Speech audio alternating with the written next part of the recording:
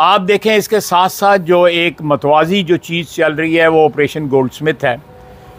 130 article जो है पिछले साल 1.5 साल में जो है वो पाकिस्तान के ख़िलाफ़ जो है मुख्तलिफ़ जो बैनुल-अक़वामी अखबारात हैं या मैगज़ीन हैं उनमें लिखे गए।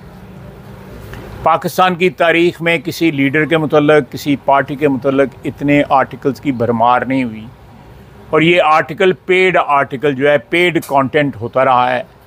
वो कौन लोग हैं जो पाकिस्तान के ख़िलाफ़ आर्टिकल जो है प्रिंट करते हैं अपने अखबारों में या अपने मुख्तलिफ़ जरीदों में, और उनको जो है भारी रकूम अदा की जाती हैं और कहाँ से जाती हैं।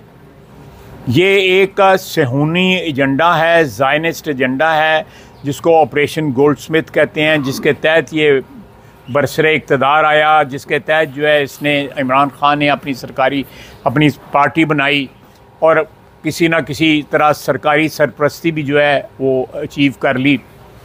लेकिन थ्रू आउट ये पाकिस्तान जो है एक एटमी क़ुव्वत है, अल्हम्दुलिल्लाह अल्लाह के फजल करम से उसको डिमोलिश करने का, खुदा न खास्ता, या उसको तबाह बर्बाद करने का, इम्प्लोजन उसका करने का, अंदर से कोलैप्स करने का एक मंसूबा बनाया गया, जिसके ऊपर पिछली कई सालों से इमरान ख़ान जो है वो उस पर अमल दरामद करने की कोशिश कर रहा है। और पिछले 4 साल या 3 साल जो उन्होंने हुक्मरानी की, उसने पाकिस्तान की जड़ें जो हैं उनको खोखली करने की कोशिश की।